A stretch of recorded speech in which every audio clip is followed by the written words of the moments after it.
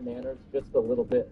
Fair enough. We have ruined bigger careers than yours, Ken. So don't worry about it. Have you ever heard of Ben Affleck? I ruined his fucking. Let's talk about why we're here, besides Hollywood Babylon. What is going on with this comic book thing we're talking? Yeah, where did you get it? So, I believe I told you, that's super secret. So, a few years ago, we were looking for, how do we do a lot of really big movies and cars, it's millions of dollars, but we did a PSA 10 Michael Jordan rookie card. And we were wondering if it was going to draw people in. And the number of people that came from a collection for that promotion was obvious. And so, at that point in time, a couple of years ago, we talked about Action Comic Book, getting the Superman one. And it's taken us 2 years to get it. And There's only like 50 of them around. I think the number that I saw last was 78 total. And smaller number graded, something larger graded is 20. And I want to say, so I think it's valued, when we talked about this a while back, it was valued at around $440,000. But that was before, you guys saw this today or yesterday, there was an article that got put out. The cover, just the cover, was sold for $408,000. $408,000, just the cover. With this, rip the cover out, keep the rest. Sell the whole thing page by page. What did H long ago? Who knows? Well, it'd be a fun promotion, and right now we're doing all this good stuff, and our guests love this, and so we like, this is the thing. Do you guys like that? Yeah, all right, good to hear. Have you guys seen it in the Fortress of Solitude that they have here? Super collector case. Yeah. Does the case come with it? If you win the comic book, you'll get to keep the case? That cool set? That case is impossible to take apart. I'm just going to tell you that. Like, it is, we had someone who wanted to see it. It took us 3 hours to take it back apart to put it back together. It's very secure, but let's not test it, anyone. Let's please don't steal the book. It'll give us a bad name. The production design on that piece alone, more involved and looks more expensive than anything in the last 3 movies I've made.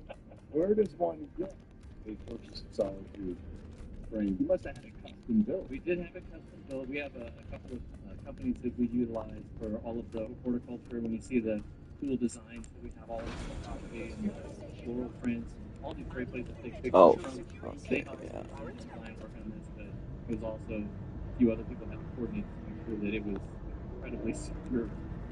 When you put that out on full display, I've been pretty nervous. I've had a couple of sleepless nights thinking about, is this thing secure enough? And I go and wiggle this to get out. A couple more cocktails and you're serious. I'm going to be investigating.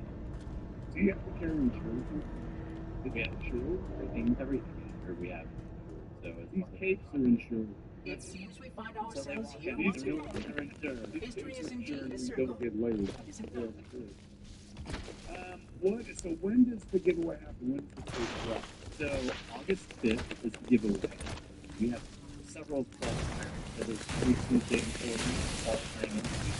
We also, during our social media account, we have what we call these cape drops. And today happens to be a cape drop day.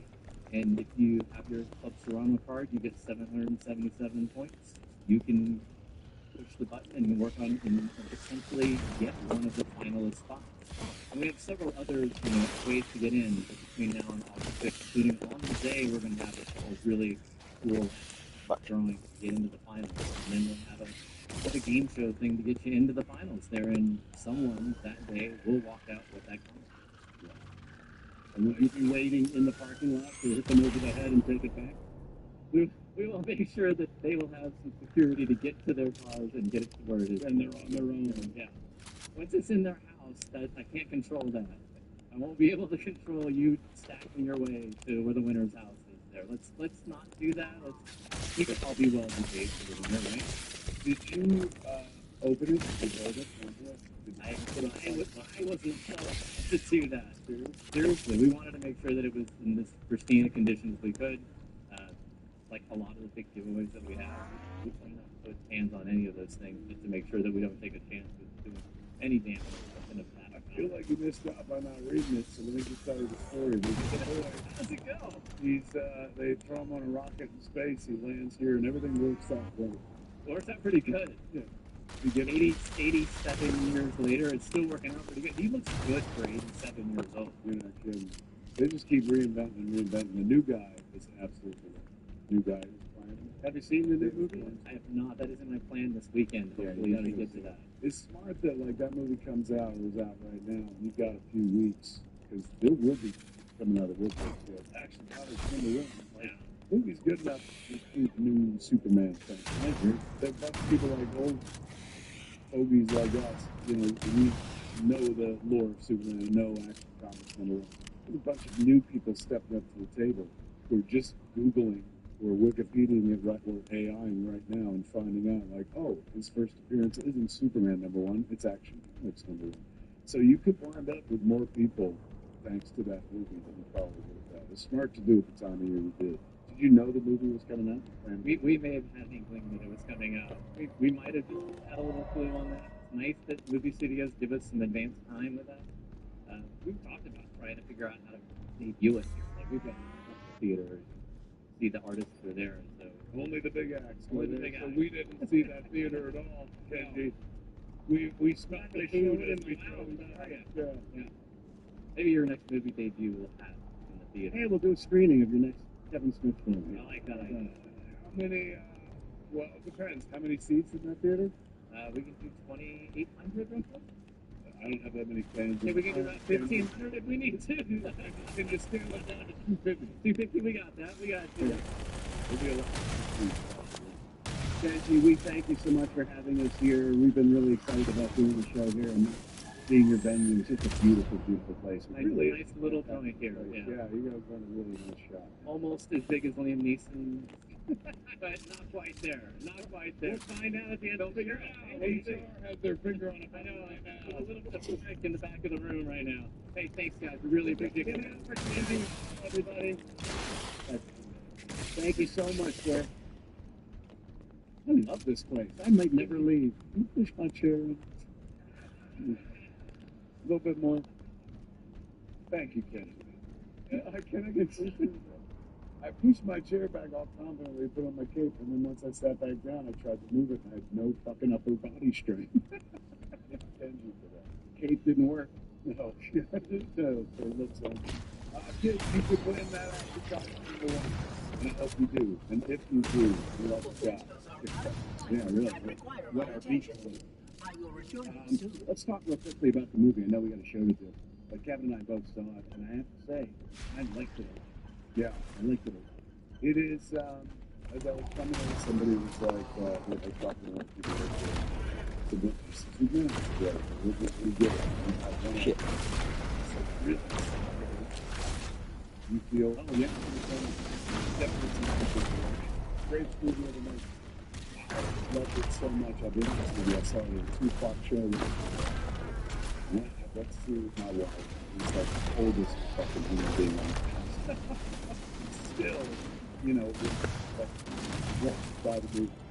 Like I thought, you know, I've been going to movies with her long enough to know that, she's not responsible for my happiness. I'm responsible for my happiness. So if I sit there and watch her watch the movie that I've taken her to that I'm clearly enjoying, and she's like, and I'm like, but I'm like, she's on her own fucking shit.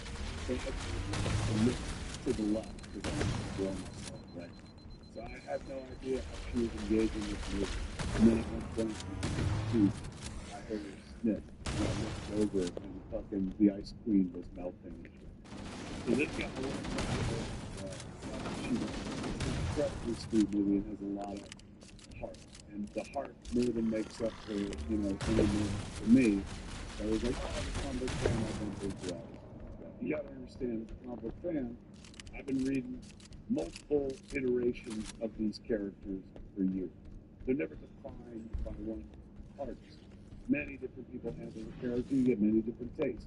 When I was a kid, That I remember wishing for a serious superhero movie.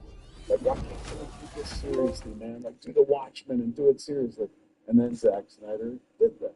And I remember going like, why can't somebody do Dark Knight Returns? And then he kind of did a big portion of that.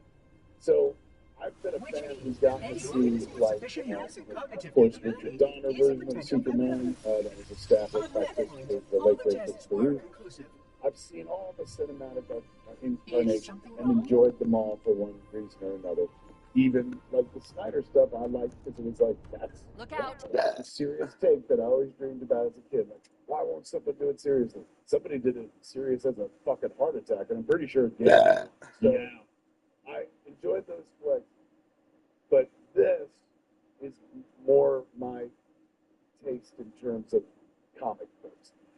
Comic book movies, for me, the more real they try to make them, I've realized, the less engaged I am with them. Case in point, that last Batman movie was them going like, this is what Batman will be We like. can't let the Monitor activate the ring. We have to stop him. We have to destroy As Halo. close to reality as it gets, these ideas start falling apart. Like, you know, so I remember watching The Batman a day after finishing Reacher on Amazon. And I was like, let's break his fucking neck. Like the idea of putting on a cape and blocking most of your peripheral vision to fight people just like falls apart. The more realistic you try to make it, the more realistic, the more, you know, hey, this doesn't happen. Then you get supportive. The more fantastic the setting, the more it's aligned with the character. It makes sense. According to my analysis of the available data, I believe the best course of action is somewhat risky. An explosion of sufficient size will help destabilize the ring and will cut through a number of primary systems. We need to trigger a detonation on a large scale, however. A starship's fusion reactor is still critical to this So job. let it be them, and that's what he makes. This I'm going movie to is search pure what's fucking left thing. of Covenant This is one of the Battle most see if I can locate the pillar of Rod's crash movies site. I've ever If seen. the ship's Not fusion just in reactors like, are hey, still relatively there's a intact, flying we dog can in use the it to kitchen, destroy like that. Halo. But also, we're going to drop you into the middle of the story. Because let's be honest, we all know the story. We all know how this happens. We want to show you kids being thrown off the planet as explodes and shit. We can never show you the end. Third act. Comic books are always first, second act. Your third act, what's the second thing? So let's just build on, oh, we're going to do the origin one more time. Because I don't think the audience has wanted them over. Hey, I'm the guy who made Guardians of the Galaxy. I played the Suicide Squad. So I know what they're capable of. And what they're capable of is not being told that this board will be the planet or whatever. I'm going to start the movie in the middle of the fucking fight. Now, inelegantly, they begin that movie with like a bunch of words on the screen. Like 300 years ago, the first superhero came to Earth or whatever, and then 30 years ago, Kryptonian child comes to Earth, raised by Kansas farmers. 3 years ago, he debuts as Superman, reveals himself to the world as Superman. What was it? 3 weeks ago, he stopped the war with, they call it and then it says 3 days ago, like the government of that country made it I known haven't that located the crash site and yet. then 3 We hours need to buy some time in case the Monitor or his Sentinels find a way to activate Halo's final weapon without losing like a Star Wars film, why we go for a big shot of the wide machinery open. in these cannons are Halo's primary firing mechanisms. I didn't know They if it was consist like, of 3 phase pulse generators that amplify Halo's signal and allow it to fire deep into space. but since this is Power the levels first are movie of their new can't DCU, I even guess they begin to felt the calculate need to the say, like, pulse's look, range. just to let you know, superheroes been around If for a we while. damage or Superman's destroy been these active for 3 years. the And, Monitor will and need then to it repair hits them the before fucking Halo sky. can use. The fucking That should buy trailer us some and the time. movie begins. That is trusting your audience. I'm Not marking the location of the feeding nearest pulse everything generator with a and nav to point. that point. We need to move in and Trusting that neutralize they're the going to be device. okay finding out pieces of information after the fact. You know, they'll be able to put it all together in their head. As long as you're charming them, as long as you're keeping them amused, you can do that. And that's what comic books are fantastic at. Movies, for years, traditionally, they've always been, they do comic movies like, well, we gotta show them how it got here, we gotta tell the whole story. But we've been doing this Commandeer fucking so that long, Banshee. everybody's We'll need it to like, reach we the pulse know, generator man, in the time. fucking boy hits an iceberg. Like, let's move on with the fucking story. So now they can do that. And this movie does that. It really trusts the audience. it trusts that the audience will go on a journey that, I, you know, it's tough to say, like, Marvel does frivolous things as well, and they take themselves very seriously, and they also do frivolous things. And, you know, even in Guardians of the Galaxy, same filmmaker. In this Superman iteration, there's a lot of things that, like, I clenched my asshole. Not for me, but I was like, I hope this works, Joe. You know, when he was bringing in this one or that one or that. Because the book, in terms of Superman stories, would you agree, leans more toward the Silver Age. Yes, very much. You know, even the inclusion of Crypto, a dog with a little cape, is more of a charming, more innocent time. Even the science that they present and the sort of creatures that populate that world. At one point, we were, you know, fighting with Kaiju, and we've all seen the commercial, but guess what, the Kaiju losing. And so, at a certain point, he's like, we could have saved it and put it into Galactic Zoo. And that is straight out of, like, you know, 60s, early 70s. So it captures the essence of that. And the movie makes you feel like if you're going in there intellectually, like I would, but if you were going in there intellectually, say, in this position, let's say you're deeply invested in a superhero movie. You know, Warner Brothers had a hard time of it of late, and as we all know, this is meant to open up a brand new universe and whatnot. So let's say you went into this movie going, this movie has to be fucking excellent, it's the beginning of the new universe and all this shit. This is important and better. Get it out of the book. I don't know how you're going to feel thinking about it. So I went in going like, he's got in there Guardians of the Galaxy. I know I'm not just that. I went in going, he's better than Man of Steel. He's better than Man of Steel. He's better than Man of Steel. That's why I went out very happy. That's a big ass. Oh, I did. Yeah. Very hopeful and cheerful and optimistic. And I think in a very clever way, he made what everyone said was impossible not too long ago. Superman is too square and too positive, and he doesn't have a place in the modern world. That's like the point you concede about him. Years ago in the 90s this happened. Although, you know, some news stations would have you believe it happened recently. But in the 90s, they got rid of the famous slogan, catchphrase. Superman used to say, truth, justice, in the American way. And after the Vietnam War and after, you know, everything that happened in the next 30 years, DC was like, maybe we go back. Most of my work changed in America, but they're like, this character belongs to the world. We make them just about America. How the fuck are we going to sell tickets to British? So they got rid of the American way, and it just became truth, justice, and having a good time. I forget whatever they replaced it with. Party and hard. Yeah, you get drunk. But it's a character that's tough to play with because he's that thing to them. He can be seen as a doctor with powers, and you got one match that's being fucking wrong.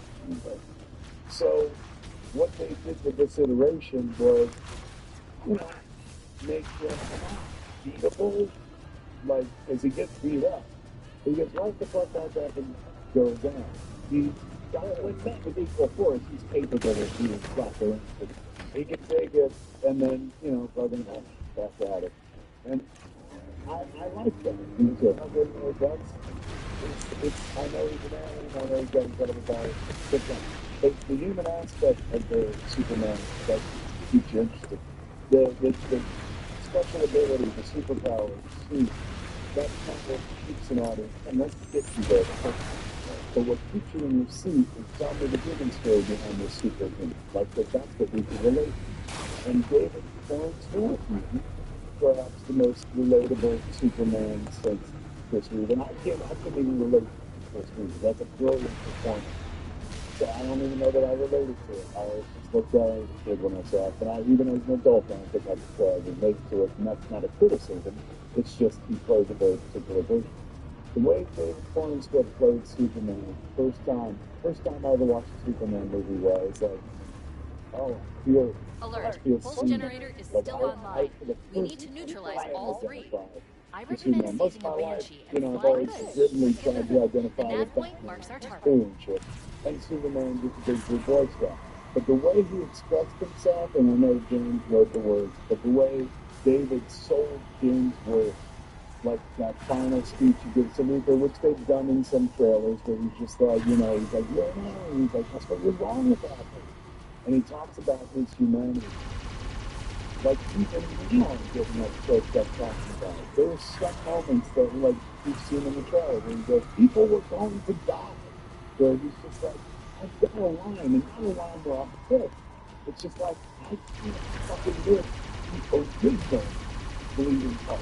Like, showing him like a true Boy Scout. Allowing him to get emotional, yeah, and run the gamut of emotion, I think was the strongest choice in this film. It doesn't come off as better than us or different than us in any way. He's very empathy is his superpower. He saves a fucking squirrel at one point.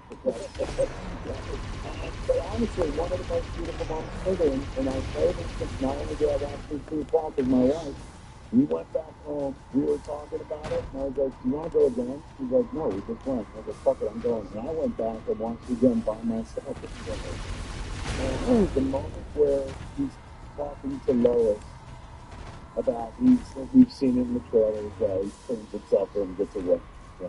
And he tells her, he's like, I'm going to turn myself into Flash. And she's like, why? And he's like, because like maybe I can track down the guy. There's a good section in the movie with Claude hinges on Superman just wants to find fucking himself, which is one of the most relatable aspects of the Superman movie I've ever seen in my life. I've lost my dog from time to time too, so you're like, oh my god, and the concern on his face. So she says, he goes, you know, That's the pulse generator. I'm The gonna center go, core is maybe the I can signal find, amplifier. maybe I'll find That's what we need to She shut goes, down. he's just a dog. There should be 3 power conduits But he's nearby. alone. Focus your attention there. I'm fucking about to cry just talking about it. It was so unbelievably beautiful and thrown away, but like, that's humanity, man. He is telling you, I don't know who that kid is, but Objective accomplished. into The my pulse top generator has 50 overloaded. after watching that movie twice back to back. Generator's central core is There's offline. so Well much done. soul in that show. The second pulse that's generator is big located in to the fill. adjacent canyon. Yeah, that character Move is out played and I'll by mark the an target with a amazing nav actor, point when we get closer. across the cinematic version of it. Corn's right the best, though, because he's sort of. Is he from Philly? No wonder I like him. See? Who else can we talk about? Okay, first of all, best Lex Luthor I've ever seen. I was going to say, Nick Holt was wonderful. It's so terrifying, and the whole time you're going like, that's the about a boy. Like, he grew up shitty. But there are moments when he looks like a Howard Porter rendition of Lex Luthor from, there have been some great Lexes before, but this was my favorite interpretation of Lex Luthor. Because it's weird because we need to retire the Jersey of Gene Hack. Yeah, that's just an iconic legendary performance, but even as a comic, it's just such a different purpose in that film. Yeah. And as a comic fan, you're like, well, where's the purpose here? That's not the mad scientist. He's a guy obsessed with real estate, which has infected every incarnation of that character since. Like, they always, Lex Luthor will have an A sign, and the B sign is always just real estate. Look at that, yeah. So, I've done a few, but there's, and again, I'll give it up to Nick Holt again, but also James Gunn constructing Lex Luthor that he's not even like, oh, the love to hate him. He's fucking hate him. Yeah. But there's nothing enjoyable about him other than the fact that Nick Holt is like obviously having his time in his life. But he's truly deplorable. But there's a one point the game is like, there's a death in the movie that is shocking, comes out of fucking nowhere and shit, and it's out his hand. That stops the movie, not cold, but we're like, I'm leaving, but we're like, oh yeah, slaps you up the face. Reminds you who the fuck this character is, right? He's great, the Lois Lane, the Kents, the adopted Kents, oh my god, beautifully done. James Gunn, the first one brave enough to be like, look, this is Kansas, let's make his parents total fucking hayseeds, man. Like, they have the sickest fucking accent shit. They live in like a double wide. Like, they just look and smell like America. Yeah. And not the America of Siegel and Schuster from years ago, mom and pop camp for the farmhouse and stuff like that. Like, I drive around this country a lot. They look like real people. Yeah. They shop at Walmart. Yeah. Yeah. Yeah. Not that there's anything wrong with that at all, but for sure. But there's definitely a Walmart near the place. And the kids, like, in the movies, are always, like, kind of not well-heeled, but, like, fucking It just never looked like Scorpion, right?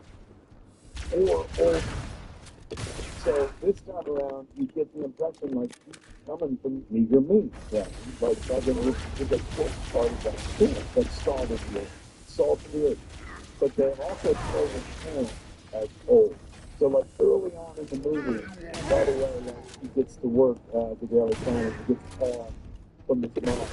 And they cut to a two-shot of his phone. And his mom has the phone open on the table, which is low, makes it really high. And she's talking to him straight down like this. But, you saw the picture on speaker. It looks like my mother. James Gunn stole it from my fucking house. So moments like that go a long way towards, showing a world that we haven't been in. It makes you comfortable so fast and in such a familiar fashion, so effortlessly, that like even my wife, like, she wasn't like, what the fuck's going on? Although she did say after the movie, she's like, that, you know what? She goes, that boy finally understands how to play Superman. And I was like, what for? And she goes, what's his name, Henry? And I said, you thought that was Henry Cavill? I was like, that's David Byrne's stuff. And she goes, oh, you white person.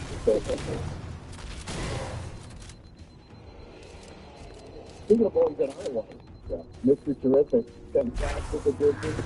I believe one of these movies, like, why there's going to be 18 heroes and 27 heroes. It always worries me, like, they try to overstuff it. And I was worried about this, because they got a Green Lantern in there, and Mr. Terrific, a hot girl, and Metamorpho, and it's like, do we need all this stuff? And it all goes in. Mr. Terrific, I want to see the Mr. Terrific movie. I was like, doesn't he just simply watch the movie? Let him go on his game. It's a dog with a cape, and he's on. Like, yeah, it was, there was you had a miss. And the position wasn't fair, right? Like, James Gunn. Most people just get to make a movie. They were like, save the studio. Right? And I know that they're suggesting it from like 100 to 130 openings, but based on the positive feedback that they get, they've been lifting them. So it opened. I think it made $25 million just on Thursday, which was big. Yeah, for Thursday. It's the biggest preview evening of an opening of the year so far. Is that right? So it looks like it's going to be a monster. It'll make a couple. It is. Yeah. It's not to say there won't be some things people bump into. Personally, I bumped into a thing that they did with the Kryptonian plane, which historically has not been a part of Superman's facade. Yes. I mean, you did so well on not spoiling by the way. Very impressed by your sweating, but you're working. It's a tight rope, but they do something which, as a fan of the book, I bumped into it, but I was like, well, let's see where he goes with it. Maybe he's going to make it work. Let's see if he pokes this Marley. Right. And by the end of the movie, I didn't think there was enough that came out of that it was necessarily worth doing. Right. It's like, oh, yeah, but you could have achieved the same goal with what was going on in the there's some romantic relationships in the film. I think the particular relationship really play out.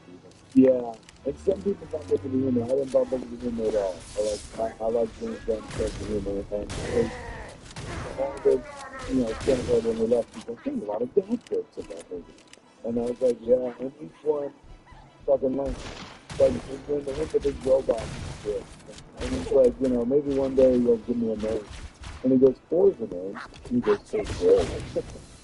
And he's known as Gary. Yeah, it's really like fun to throw away line. I think that's that one too, right? Like, voice of Four. The voice is like literally everything. Yeah. Stay in your fucking lane, man. You're a live action actor. Leave the voice acting to Leslie Mortal.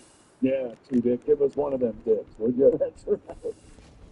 Warning, incoming flood. It has two post-credit sequences that are not about you gotta jump out now. Stuff is literally just two scenes that really have more to do with what we just saw than anything else. So you can see who's trying to do things. There's a little bit difficult. It's not to say they didn't set up the next few movies by the end of that movie. They just did it within the storytelling.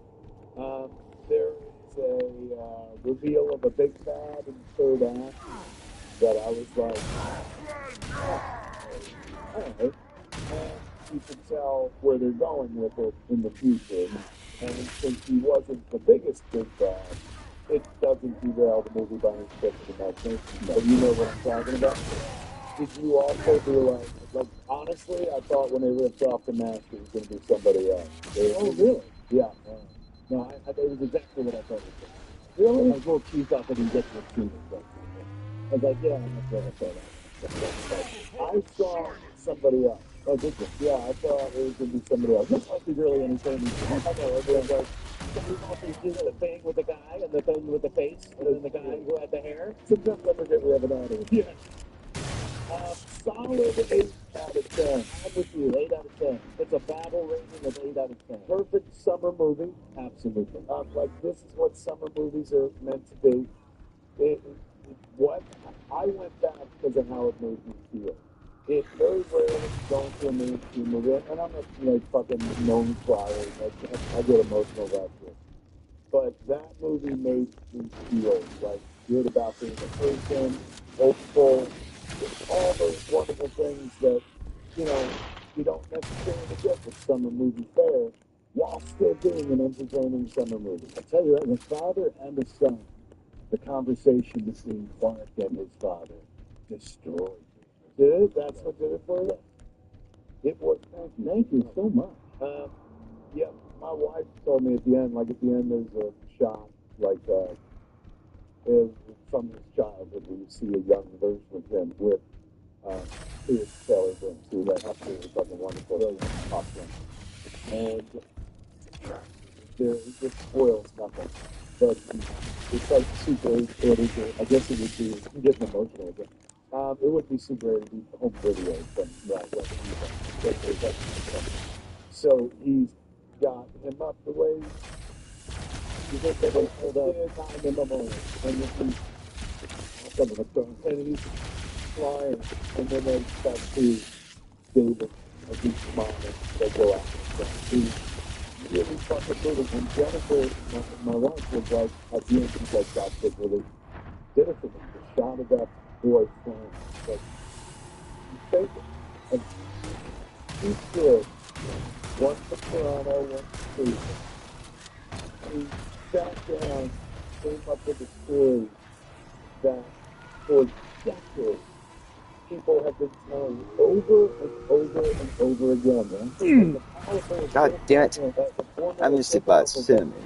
It will make like an adult like me even get emotional. So Jennifer's watching and she's like, every parent who's ever had a kid has helped those kids. Can you imagine when those kids do that? So that's super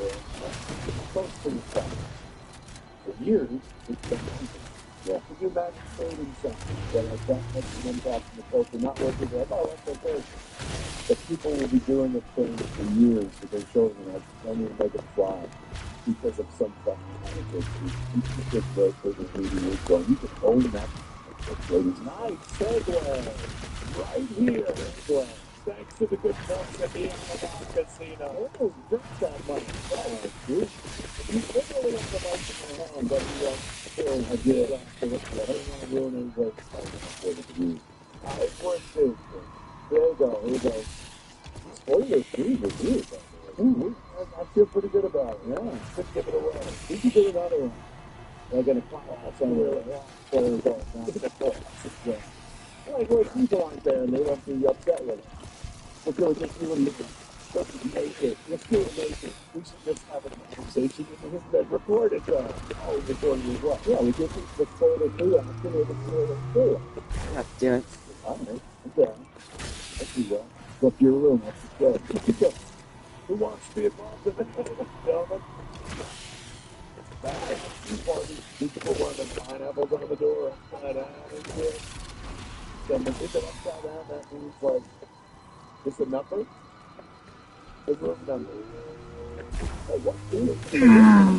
Join us. Oh! First.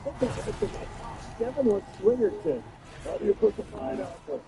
Yeah, which way is that mild? I saw it when we did the cruise. Yeah, there's a bunch of swingers on the cruise ship, and they're on the pineapple. Yeah, we're starting to feel like, wow, they're having a better time than I am. Right? They figured shit out. Yeah. If you could figure it out, oh, here, you can go down the casino, Jake. So you can win an extra spot. Number one. Hey there, boys and girls. It's your old podcast pal, Ralph here. Why don't you check out the Ralph Report? That's my daily show, Monday through Friday. You get an earful of me and me up pretty good. Plus, if you're a Heart of the Babylon fan, you subscribe at the 3 or 4-star general levels. You can get the entire back catalog of Heart of the Babylon, the past decade of Babylon for you to listen to at your leisure. Plus, the 4-stars here, they get to watch us record the show live once a week. Plus, there's live stream of films, all kinds of things. Why don't you go check it out? Over there at Patreon. Go to patreon.com/The Ralph Report. That's patreon.com/The Ralph Report. Or check us out at TheRalphReport.com. Let's start the show like we usually do. Like, oh my God, we haven't even started yet. That was all pre-show. Night. By talking to some folks in the audience who've come particularly long distances or are celebrating special occasions with us. Actually, you come particularly long distance. I can't believe I'm still in California after all the driving. 2 hours and 20. Gotta be in Oregon at some point. You would think it was long, and yet my wife didn't even notice I was gone. You were in the toilet. This is a segment we call the shout-outs. It's a shout-out. Kevin and Brown, so get your cock out. It's a cock. This is our first. You'll see in my room. Pineapple upside down, my friend. This is our first show with these nice people. Don't be slobbering all over it. I didn't slobber it. I didn't even touch it. It was all nothing but that. Selman and Cy, are you guys here? Hi, kids. What up, kids? Again, my name is Salman, and I'm proud to be a listener to the show since 2012 from 3-star Army General Team. Thank you so much. I appreciate that. Thank you for your service to attending the show with my partner, Cy. We're high school sweethearts. We've known each other for 11 years, together as a couple for 9. Oh, it's so sweet. You guys met in high school, and then 2 years into high school started dating, and then have been dating ever since. Wow, that's fucking adorable. What was wrong with the first 2 years? Well, I just fucked that up, Johnny. What that mean? You were holding it? Yeah. Dumbass. Look at you, made the rest of it. Look at that, man. Episode 11 years? Fucking adorable, man. How do you put the pineapple on your door? After months of submitting applications and doing interviews, Cy was recently accepted into a top choice medical school and will be starting classes next week. Congratulations. Well done. What was your top choice? Wasn't DeVry, was it? Okay. School in California. Cy? You can't say. I would think it. I would think so. What is your, what are you going to concentrate on? What are you going to pick? No? Yes. Oh my God. I hope you never meet. I didn't know what that shit was, but my mom was in the hospital actually. My brother and sister sat me down like, Mom, they talk about putting Mom in hospice. I was like, she's in the hospice, right? No, it's not hospital. And they're like, hospice. I was like, what's that? And they're like, that's when there's no hope left. And I was like, oh my God. But then she bounced back. It was all over. My father, at the end of his life, was in hospice care. Those workers are God-damn angels. Absolutely. I've seen it from both sides. I had 2 kids in the NICU, and they're both seriously ill, lost one. And then my father, at the end of his life, the people who do prenatal care versus end-of-life care, same mindset. They're just givers. They just are dedicated to humanity. It's ridiculous. They make you feel like a real piece of shit. They do at all times. Yeah. So thanks. She's excited but understandably nervous, so we're going to celebrate and distract her by taking her to see a show of 2 middle-aged men doing anal jokes in German impression. Well, that's cheer up. Despite being together for years since our first live HBO show, she's not super familiar with either of your work. That's why she's so smart. That's why she's going to medical school. Stay in school, son. But she has seen Chasing Amy. Oh, shit. And she recently said she liked Kevin in Grown Up. Yeah, that's Kevin James. I'm sorry. But I do get that a lot. Very close. Very close. When I'm talking about size, she has an inexplicable, massive crush on Bob Dylan. Well, if you think that Kevin do a little bit of his sexy step routine, Bob in his newly famed Bob Dylan impression, it would make her night and perhaps score some points for me when we head back to her place after the show. Wink, wink. Give it a shot. So you're sexy Kevin, but you're doing it in your newly improved, discovered Bob Dylan impression. Okay, all right? All right, we're going to give you some Kevin music. Do you have some Kevin music? Shit. Ray thinks about it. He's sad. He's like Bullwinkle. Let's bring the volume down. All right? Don't step softer with the sexy music. There we go. Yeah, okay. That's good fun by Dylan. He's sad. Happy that she's having better. Oh shit. I ain't talking about Yeah. you, man. I'm talking about better. That's what she said. Whenever you're done, I don't want to interrupt the genius. I have to pull that deep, man. Yeah, that was good. I like that. That was good. You know how I do it? I have to go to the song, Has Anybody Seen My Heart from Empire Burlesque, and sing it in my head.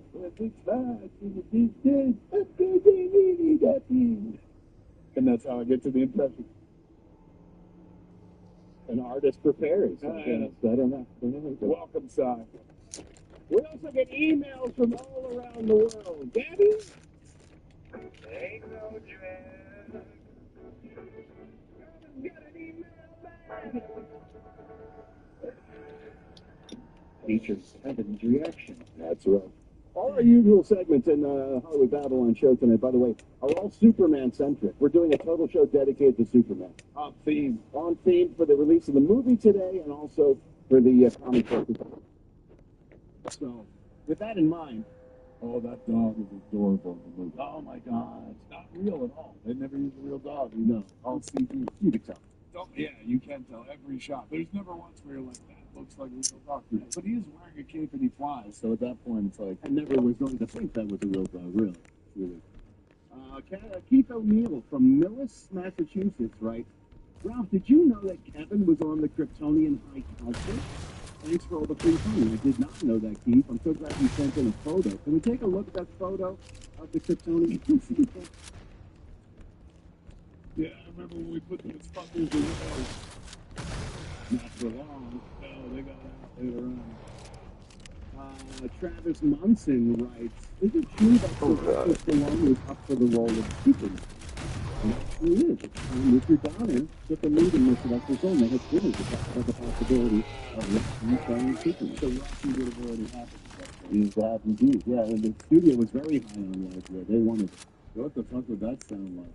Well, let's see what we missed out on. Can we see what it might have looked like if he had been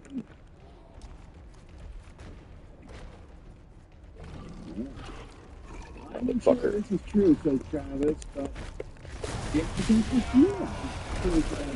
What did that say? No, right? No. You know, pink. You wear pink underwear, right? That's good. So, you know, I like eat, you know, and I don't know. Lex Luthor, he's sick. He's mine. He's greedy and lazy. Lois Lane, Yeah. played by Bob Dylan. Greedy meat man. He kills land. You man.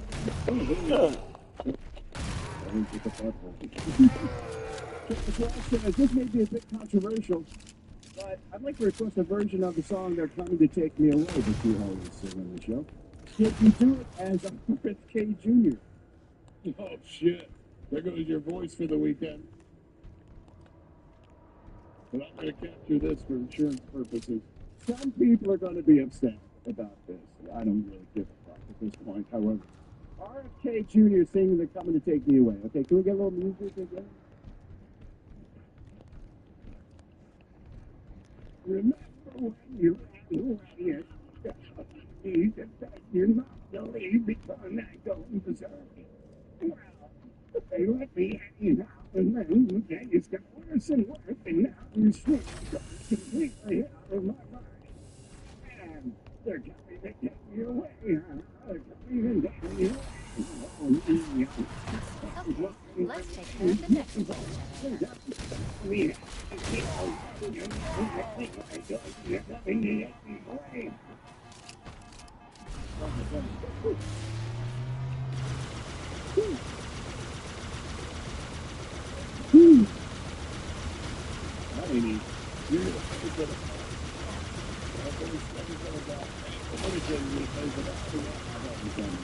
This is the space of measure when you make fun of it.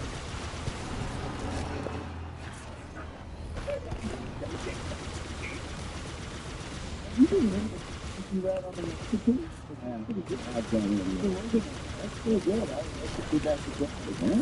That's what keeps that relationship up. It really is. I'm getting emails from folks who send us stuff supposedly meant for kids, but we find out when we look at them, they're inappropriate toys.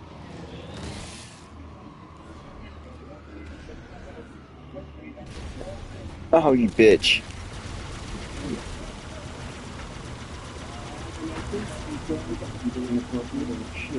Superman toys.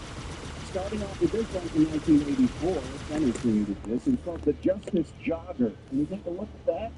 Yeah. Also known as Superman is lazy as fuck.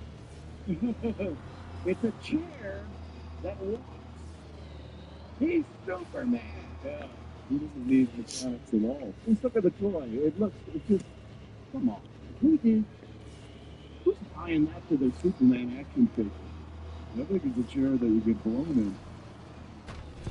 Yeah. Kryptonian flashlight right there. Along the same line, the next toy is the Superman Wonder Woman motorcycle battery operated with flashlight. Why does Superman need a motorcycle? That's what I want to know. And why is Wonder Woman in a sidecar? Sexist. And why is she a redhead? I have so many questions. Superman's like, you like her? Wow, that's a quality toy. I take it all back. That's a nice looking toy. Oh my God, he's hanging out with Amy Schumer. And lastly, this is a return. This is a free. We talked about this before, but it's my favorite Superman thing we've ever done on the show. This is a water fountain in a small skating rink in Tucson, Arizona, and they thought this would encourage kids. They would love to drink out of this water fountain, the Superman water fountain. The Superman's holding the water fountain. Yeah. But unfortunately, it looks like all the skaters are sucking Superman off while they're getting the drink. You will believe a man can come. Yes, you will. Last night, to take a look at some folks who left us this week, left behind pieces of work that will live on for a long, long time. They are Tusa County. Now, another edition of a building now. It's really now.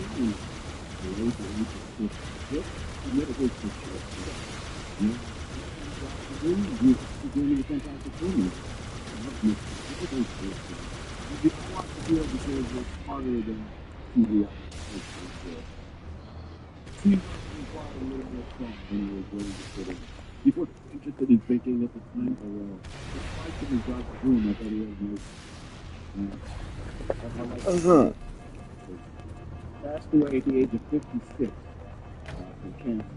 He was born in Sydney, Australia. His father was the Prime Minister of Australia, which is, from 1971 to 1972. So, not a good Prime Minister, obviously, but still, Prime Minister nonetheless.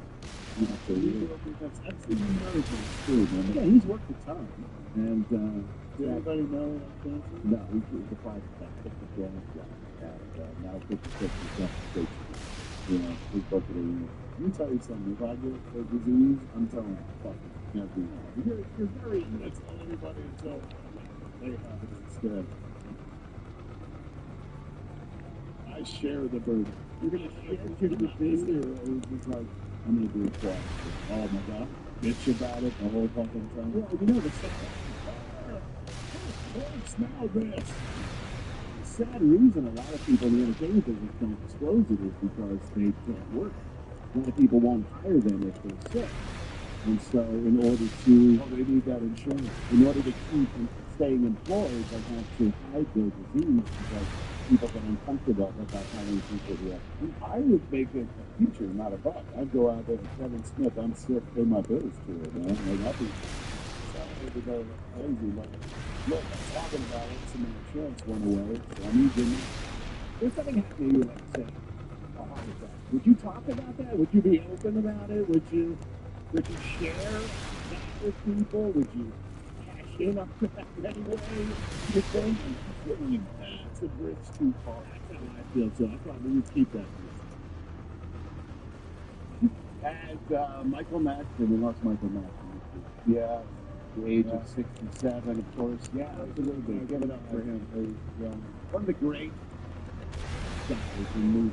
Very few guys who are actually the man-to-man guy. Even Barco Bay, Peter Garden.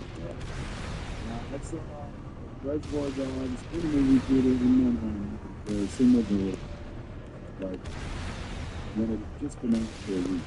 Read like this killer review. Let's go see this fucking movie. And he was actually discovering. I know he had been in Tom and Louise prior to his mom. So first job was in War Games, believe it or not. I was just, yeah, I know that. He's the guy who's like, turn your keys, sir. But him and his brother had absolute revelation. And, you know, of course, the masterpiece scene of stuff in the middle of the U.S. Got killed, though, of course. He was killed by it. Yeah. Obviously, a favorite of Tarantino. Passed away at the age of 63. They say it's a heart attack. He got good problems. Now, I know he's had lots of battles with substances over his life, but they say the past year he had been sober. And, according to this, not for causes according to me. The government. He was Dresden Valley Bronco, too. So, not like a monster who was like bitching about and being behind. Yeah. But he's very polite. He's good to be polite. Big bucket of orange, he lived in this. I'm not going to get sober. Yeah. Keep on the end of the ride. You know what I mean? Your body goes, what? I don't live anymore. So, you got a mind bartender, another drink for us. Let's give it up for Michael Madsen, by the way, and everybody who passed away this week. I think we're past it. Now we take a look at some acting, and we've realized they're not all acting equal. But sometimes acting can be so bad it goes all the way around. Explicit. To be or not to be, that is the question. Welcome to the world of exquisite acting with Ralph Dunn and Kevin Smith. Alex right there. This is Alex from the Batman the Animated Series Conflict. All right.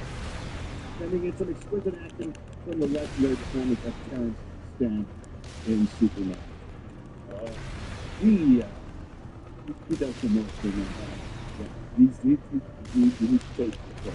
He swings for the fence. He soars. This scene was all going so well because Alex until Stamp decided to dial up at the very end after his last line. Why does he keep saying his name over and over again? Is that how they say goodbye on Krypton? Here's what he's talking about a little exquisite acting.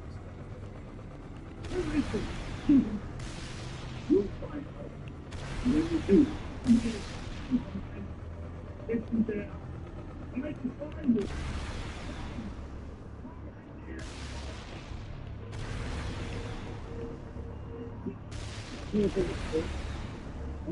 What's he need to go back for? We know who you are. That's branding right there. And that leads us from the very same movie into this week's mistake, shit that should not be. And shit we should not say. It's some shit that should be. Lucas Elsterman from Berlin, Germany, wrote it. Okay, no.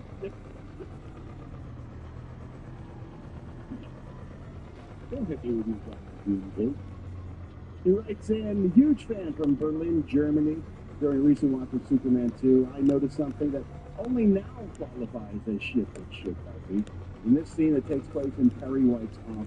Yeah, I think I know what he's talking about. Sometimes time can create shit that should not be there. Can we take a look at this clip? Perry's office. Can we see what's on the right side of the screen in the office? Can we see that? Can we punch in a little bit? Yeah. Can we make that out? For some reason, there's a big portrait of Bill Cosby on the wall in Perry. Oh, shit. Yeah.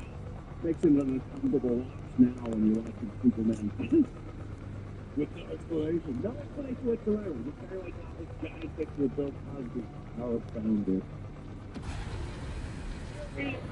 Going to make some cocktails for Lois. Too soon? No. I got nervous and then here we go. I'm not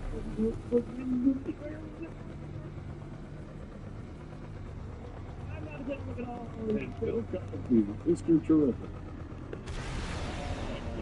70s version of an AI and Bill Cosby, Mr. Terrific.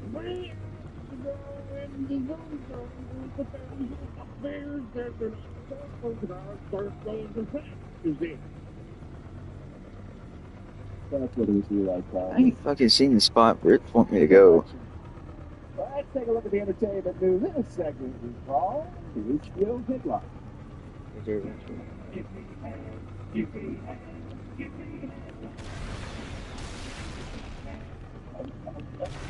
This was the week, the big week it all happened. HBO Max came back from when it was Max, or after it was HBO Max, came Max. And now this week, finally, all things are right in the world with HBO Max. Look at that. Now, all I know is it's not Netflix. That's what I thought. Yeah, there's a jump move to drop the most well-known aspect of the name. Which is repetition, quality, Max. When it became Max, it was like, oh, it's not sure. But that's what made me think of. So HBO Max, put it back in there makes a lot more sense. Give it up for David Zack. He's having a good time over there. 7 minutes too. What is that? Yeah, good lord. Speaking of HBO Max, the Big Bang Theory spin-off called Stuart Fails to Save the Universe has just found its home there. We're going to get that set. That's a character from the Big Bang Theory, played by Kevin Sexton. You know, he's reprising his role now as spin-off of a comic book store owner to help save the universe. He wasn't one of the main kids, though. He was a supporting character on the original. Could you imagine, man, like you were supporting, and you probably pulling in some decent money, because that show went for like 5 decades. Yes. And then it's all over, which now show they want to keep doing this shit. Oh well, fuck it. And then out of the blue, they're like, guess what? We're doing a show that's based around your fucking ass. Like, you are the recast. Yeah. What a dream, man. I'd be like somebody come to me and be like, we're making a fucking $100 million Silent Bob only movie. And it's called End Silent Bob. I'd be like, oh, I never saw this shit coming. Good for him. More reboots, remakes, etc., etc. Scrubs is coming back to ABC. They're bringing Scrubs. Scrubs only amount of time after Ted Lasso did well. So that's the same guy, right? Yeah. Bill Lawrence, yeah. And I love him. I think he's time to go. And surely I love doing everything on Apple. I love Forge. We've seen stuff. They did that show. It was very good, and they did it. And now it's done, and there's no more of those because it should be done. As the opinion of a guy, from a guy who made 3 Corpses, I can't weigh in. I suppose not. This time, everybody's coming back. Zach Braff, Donald Faison, and Sarah Chalker. Once again, like, those cats must be like, oh, fucking cha-ching. Like, we did this all once before. We get to do it all over again. Now we get to do it again. Just pissed off because doctors are saying that's what it is. Did you enjoy it, Josh? You know who you have to thank? David Thompson. I know. HBO Max. What was Guster about? That is not right. Sell me on a show that's not going to continue. Son of a bitch. The early 1970s. I'm out. Oh, come on. I was there. I lived there. You weren't there. You don't need no fucking TV. You were driving a cool God. So how many souls in that fucking mess? My mom was. He's driving a station wagon. The mom was country squire. My grandmother and all those. So good. Too bad. J.J. Abrams did that. Yeah. So good. And they canceled it. So. Pissed off. But Night at the Museum is coming back. We're getting another Night at the Museum movie. With no, it's reimagining, Kevin. It's reimagining. Fucking knew it. It's all new. It's all new. That concept is strong enough to exist without Ben Stiller? No, that's my point. Somebody sure. Fucking knew I should. Larry David's coming back to HBO. This time with a sketch comedy series focused on American history.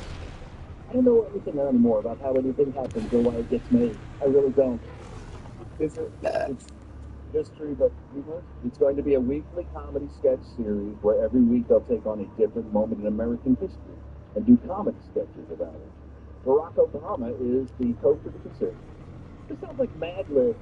Give me the name of a president. Give me a bad idea for a TV show. And then this is like that. From the former presidents of the United States. I got a job for you. Please. Guy Ritchie's dropped out of Roadhouse 2 as the director. Kevin Smith's Roadhouse 2.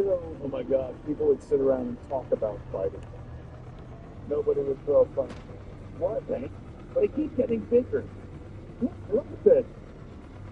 It's like the baby drink. You're very sweet. And then the mama drink. Then daddy's home. Yeah. It's like Russian nesting dolls of alcoholism.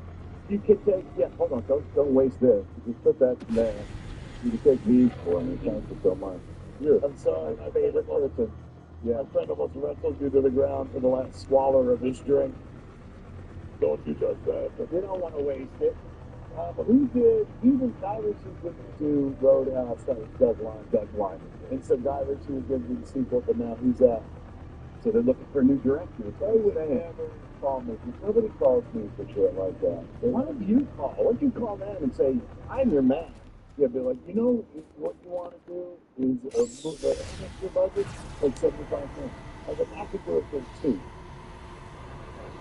Sounds like a deal to me. They're like, what do you mean you could do it for 2? I was like, in my version, they're sitting around the bar about chicken. It's conversation, it's conversation, man. Oh, God damn Do you it. want to carry wood or do you want to carry water? And they'll get the fuck out. That's what I'm doing. Kevin's good thrown out too. He's coming out of her. You'll be like, is Joe not coming back here? Is he coming back? Can you imagine he gets all shredded from my version? And I'm like, no, he's just going to sit there and talk for 2 hours. Yeah. Shit. Not the bad news. I wanted to say this the last because I want to bum people out. Justin Bieber released a new album today. I don't know if you saw it. I know we've been laying off Justin Bieber. I was going to say, you got to get off this kid's dick. I saw him on social media and he looks sad. Yeah. Like real sad. I know he's got a lot of money, but I guess that's his one threat. I know he's about happiness with this kid was fucking stuff. And that's sad, dude. I don't want him to be sad, but he can't inflict his pain on the artist now by releasing more music. Yeah, if you saw it on your own. Why do you want to make that stuff? That's very lean. He sure is. This is like you take out his shot. It's everything. First of all, it's called Sweat. Is the name of the album.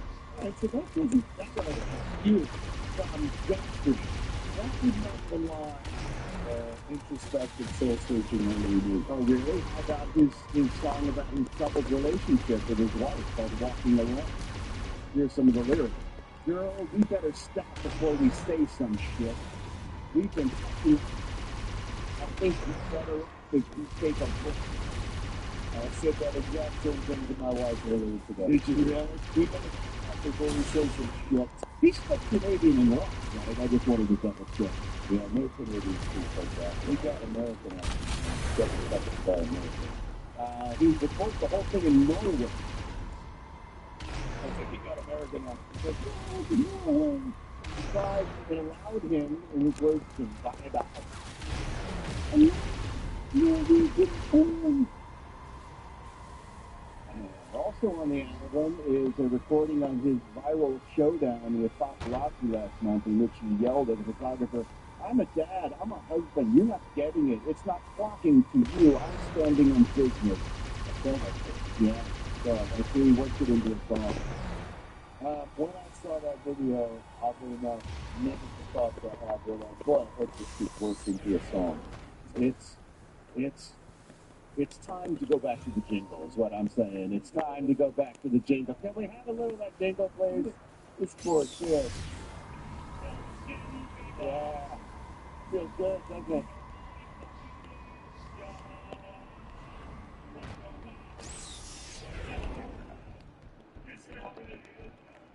I think we all needed that.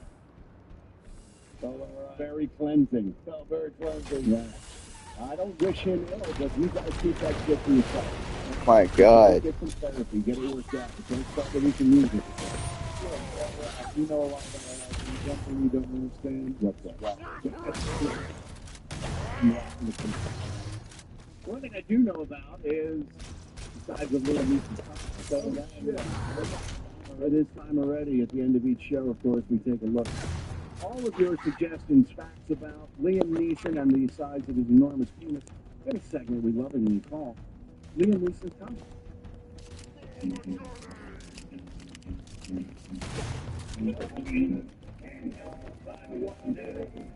Piece of shit. Wie groß is een Liam Neeson zijn penis? You can send in your own facts about Liam's cock when you discover them. You can send them to hbopodcast@aol.com. He's about to re-enter the news cycle, man. He's Yeah, he making is. go. And I was dubious about that film. I must say I was dubious. And then I watched a couple of the trailers, and I laughed out loud. They know what they're doing, man. I'm looking forward to it. Yeah. Here are this week's facts about Liam Neeson's cock. Liam Neeson's cock is so big. The Department of Justice has declared it doesn't exist and has closed the case.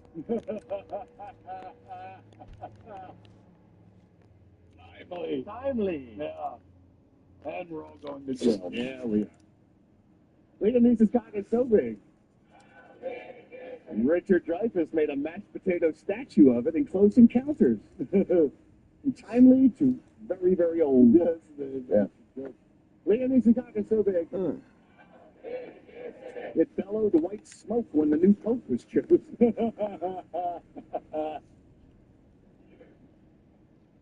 I would have to go to the doctor if my penis started emitting white smoke, I think. Liam Neeson's cock is so big.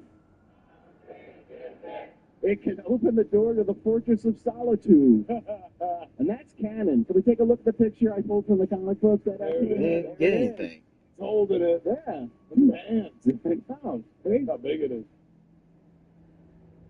And lastly, Liam Neeson's cock is so big. Liam changed his name to Cock Max, then just to Max, and then back to Cock Max a few years later. So there you go. Ladies and gentlemen, you had a good time this evening. Thank you so much for coming out, and thank you to Yamava for having us. Yeah, thank you enough for being here with us, but there is no show without the guy sitting to my left. Give it up for Rob fucking Garman, kid.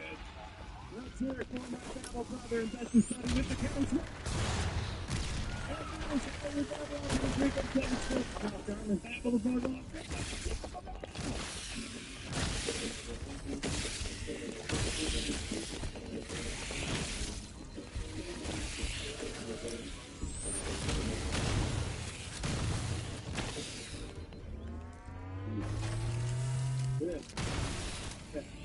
Greetings, everybody. And welcome to the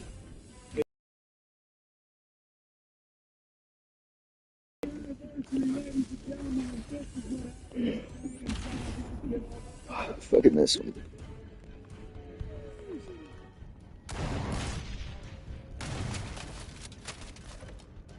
Hey kids, it's me, Kevin Smith. And it's me, Harley Quinn Smith. All right, we have 30 seconds to time on our podcast. How do we do it? Oh, it's a really good time.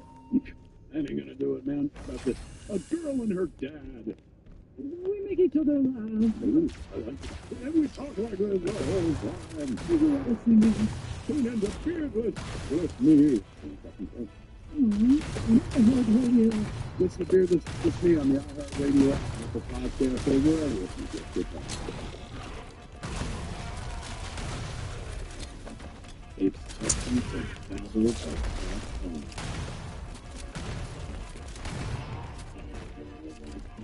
It's Hollywood. With your host, Kevin Smith and Rock Garman.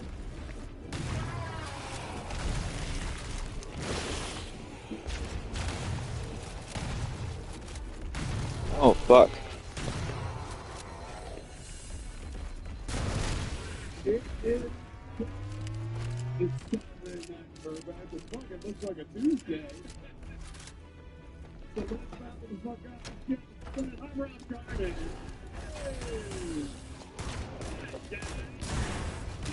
Internet crash.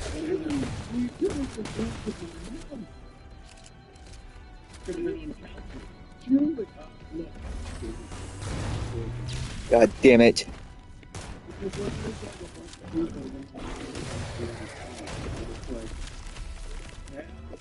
Then I'm like, oh, let's get experimental and shit. And fun, that's right. We can fucking throw things off the ground. For example, I've been working on it. What's your first? I did. Well, you just gonna wait for the next hour while I can to these people? So, you know, working with people.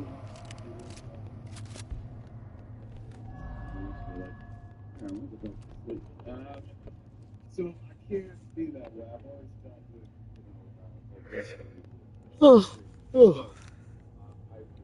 I had to, even though I had to channel like my energy, I figured out.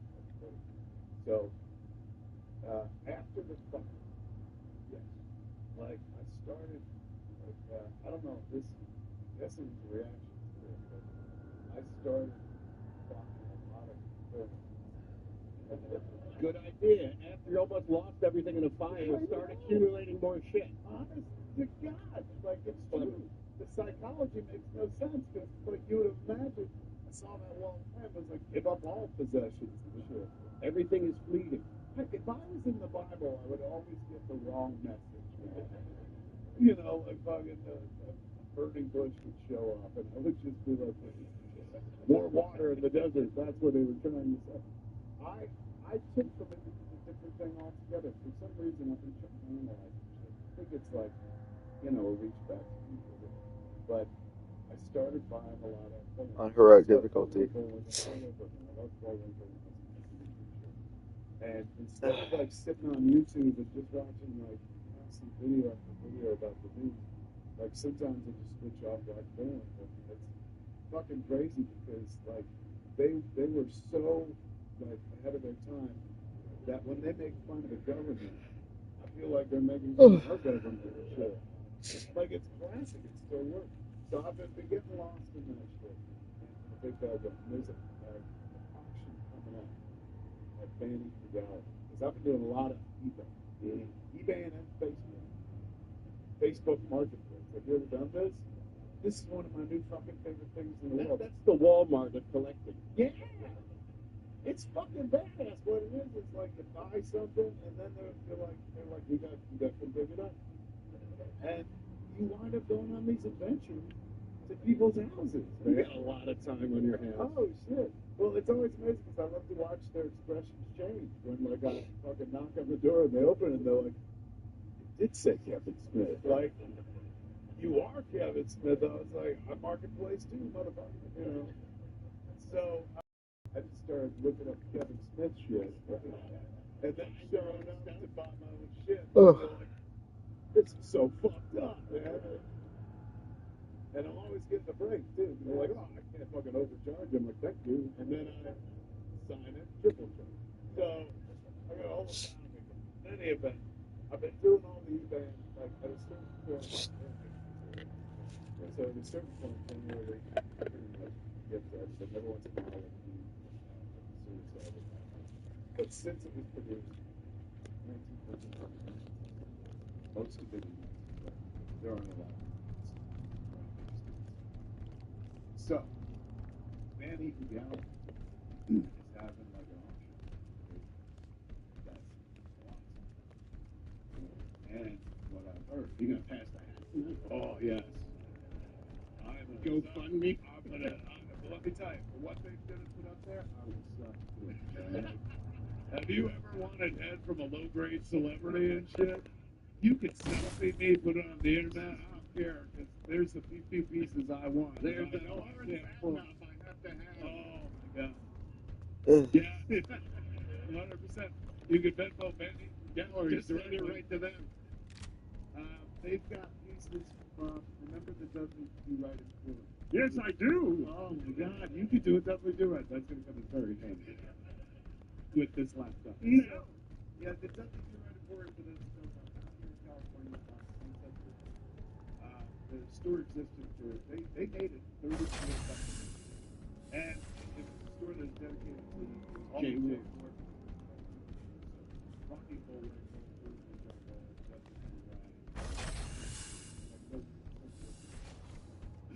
so I went there, teenage family about 16 years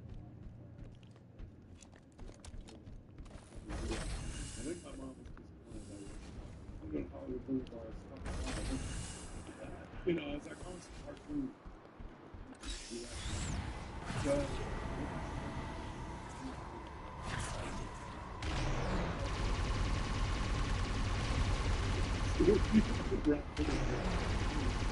There we go. That's hilarious.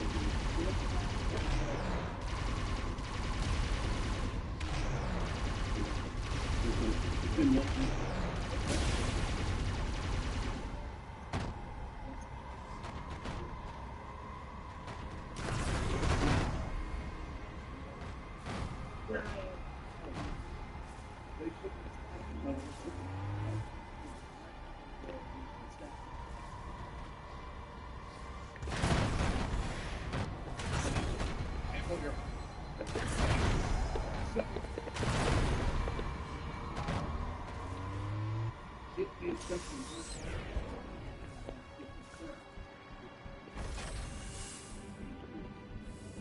exists because of that.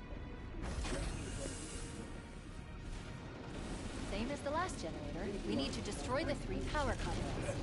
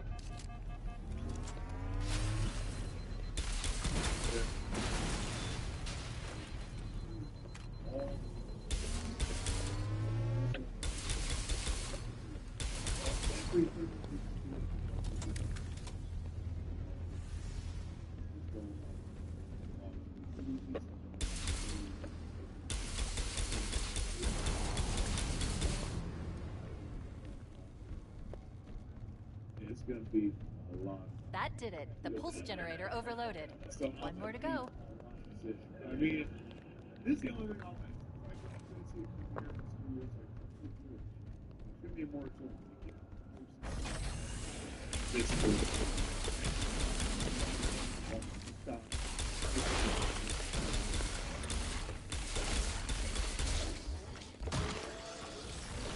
Is there any who watches you, like a handler or a teaser?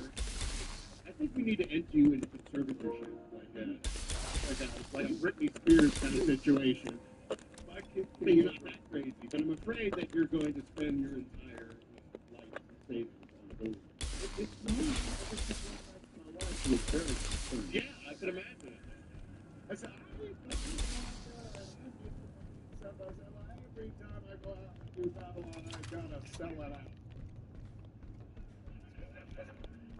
Nice work. She ain't here. Yeah.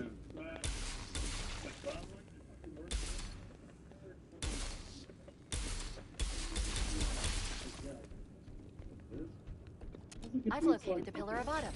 She put down 1,200 kilometers upspin. Energy readings show her fusion reactors are still powered up.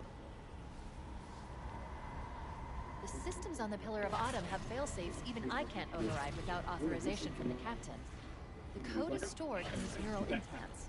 We'll need to find him to start the fusion core detonation. So, the kid goes, oh my God.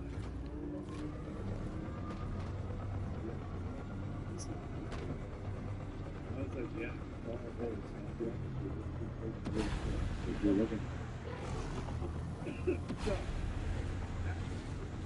That tunnel leads to the next section of canyon.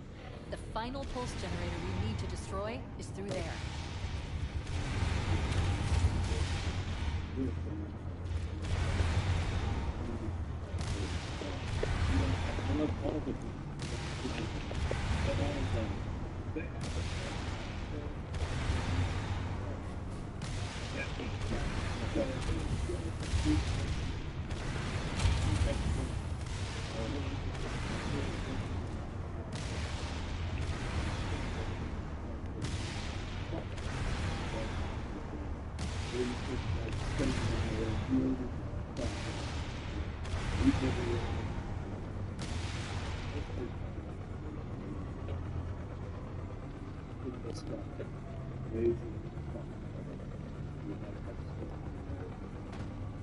Because it is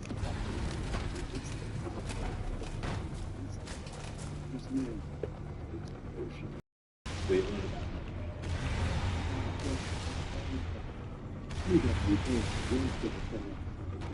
for his health.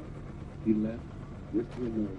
Yeah, he fucking stole it, man. Yeah, he's like, good on him. And it was like,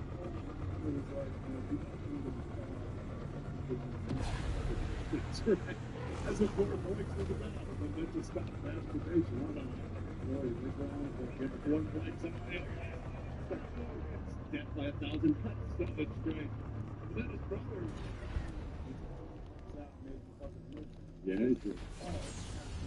So, let's talk about it. Well, I know. We can work with.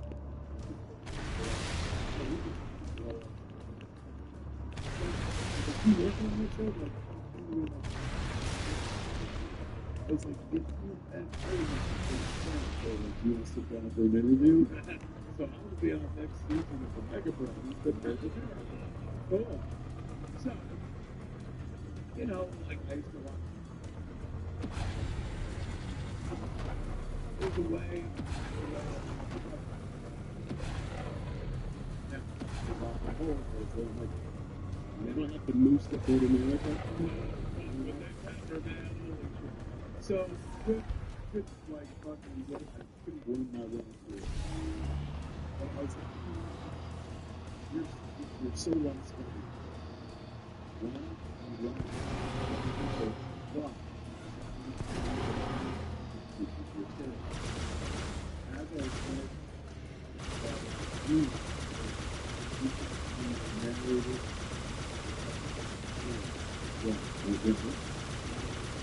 We're going to do a radio play? Yeah. This is nobody's seen it. No one even knows. No, I didn't prepare. No one knew. We have a poet who wrote a show that we need to. Let's make this in time. We're going to need to get back to the regular show. Okay, so it's called Movies Serial, but it's called, just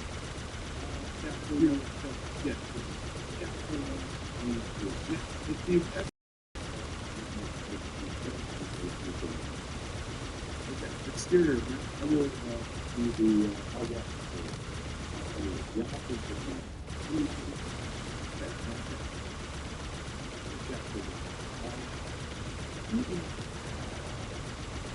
we can here, we can believe it, you know, we can skip the first half for that for the second. You know, keep them first half. They don't understand something. I love take away.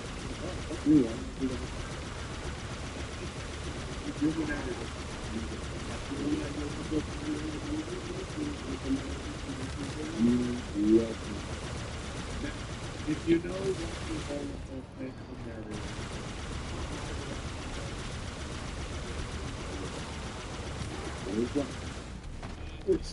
we're really, we've seen it all. They had a narrator. The narrator was there. It was very big. Limited animation.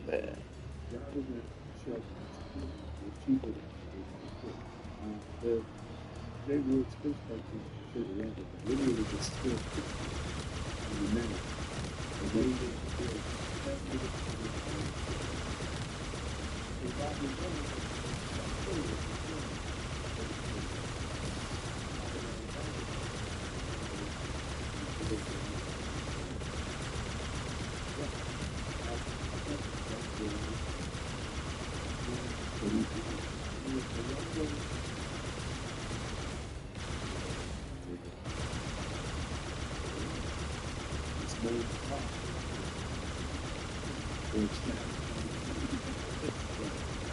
he was later taken and he was taken because he so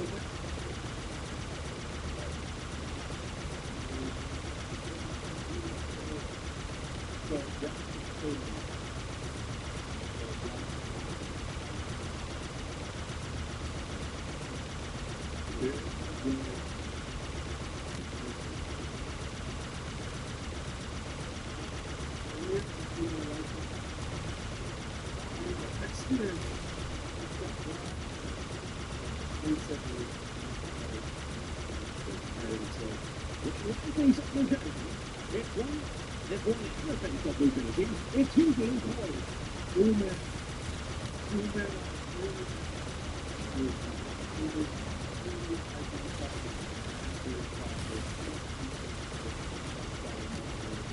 indeed, this is invented beyond the borders of this savage and seaboard state and lived at home. Yet neither mention of local elements. Forms a musical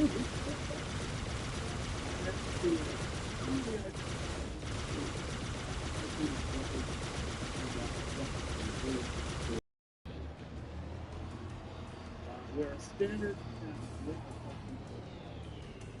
this exception glass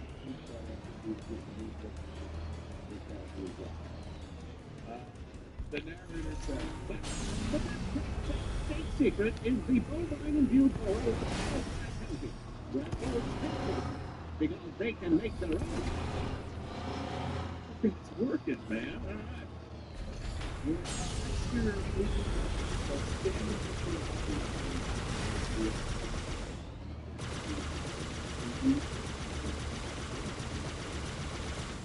he has a movie board.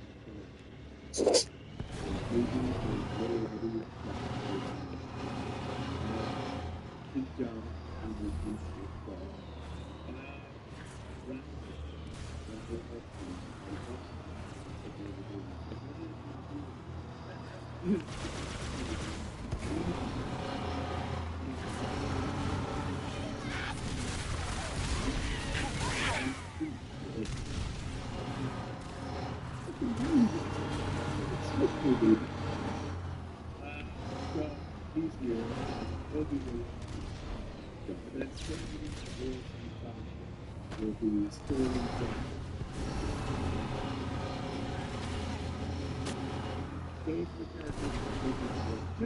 did you graduate?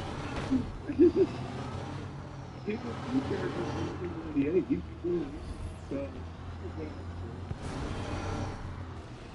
next year we'll be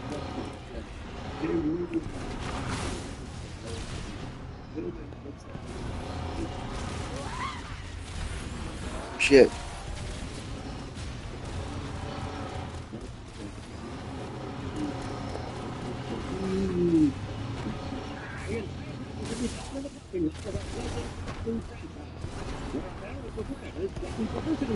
We're creating curiosity over our opponents.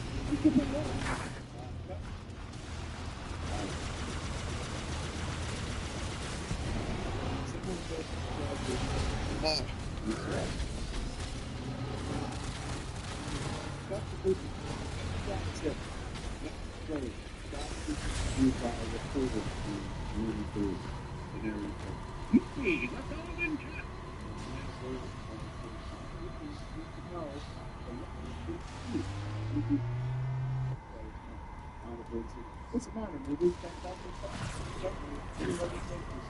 His head and shoulder guard will be over movie flips up with arms and elbows will be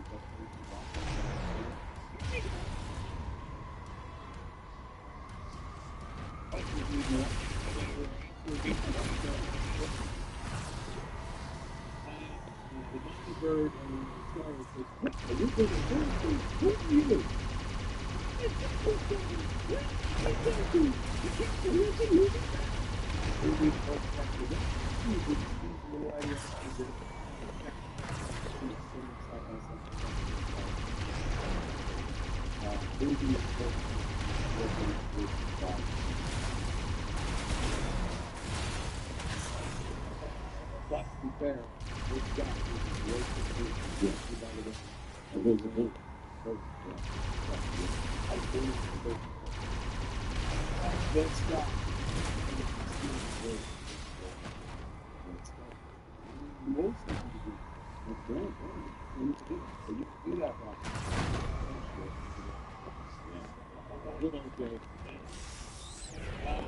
Oh my god.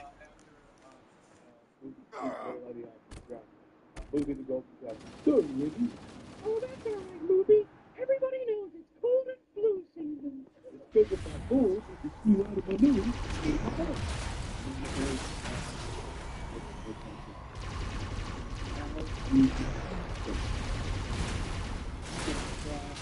it's down here. Listen. You don't need to even interview us for your article.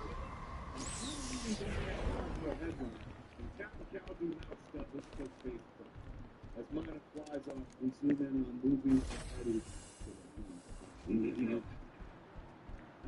we zoom in on movie and Eddie. We run up 3 sets of stairs to a platform at the rocket ship where the narrator tells us. After an exchange of little explanatory assistance, our fearless fruit flickers climbed atop a launch pad, where a mini rocket ship towered over the ground. One target remaining. Let's take care of the final pulse generator. I bet you're wondering why we recommend the rocket ship. Our cow really can jump over the moon. All our in-flight meals and emergencies will file failing, fabulous fast food friendship. And the door closed behind us as the cross Into the radio. Getting close to the Huron, they're in traffic spirit.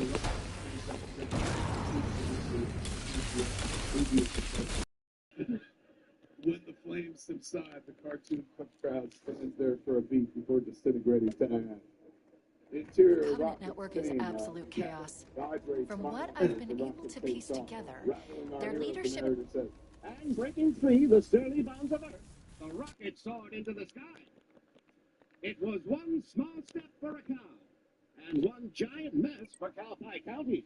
The Cowpie Counties go running from the launch pad, screaming on fire. One guy goes, "Ah! Kill me, kill me, kill me, kill me!" The narrator says, It was a sobering sentiment shared by the underpaid narrator. exterior outer space night, the rocket reaches the starry Milky Way, but the narrator tells us, But after a worldwide pandemic, 2 industry strikes, and the California fires, work in Hollywood was too scarce to voice a content objection ever again. A content objection ever again.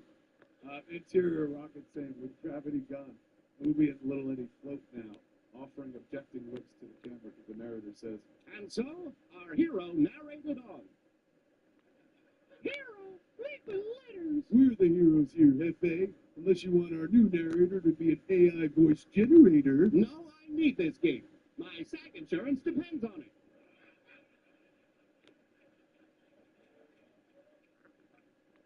Then stay on script, Kieran Culkin. And so our two heroes That's more like it. found themselves free from the grip of gravity as they entered infinity. Little Eddie says, We're about to land on the moon, Movie. So it's time to put on our special outfits. Movie holds up a scandalous leather bondage gear in each hand, neatly hung on hangers, and says, You mean these special outfits, but it's not Saturday. Little Eddie grabs the outfits and hides them behind his back, his face red with embarrassment, and says, Not our Saturday special outfits. I'm talking about our spacesuits. exterior, moon, night. The rocket lands on the moon, the door opens, and Movie and Little Eddie pop up in the doorway wearing 60s sci-fi inspired spacesuits, bubble helmets over their heads, and a jetpack. A ladder lowers and the pairs climb down and bounce across the surface of the moon, as the narrator says. And once the roaring rocket landed, our spacesuited heroes emerged and explored the mysterious moon in advance of their lunar leap. We're off to skim the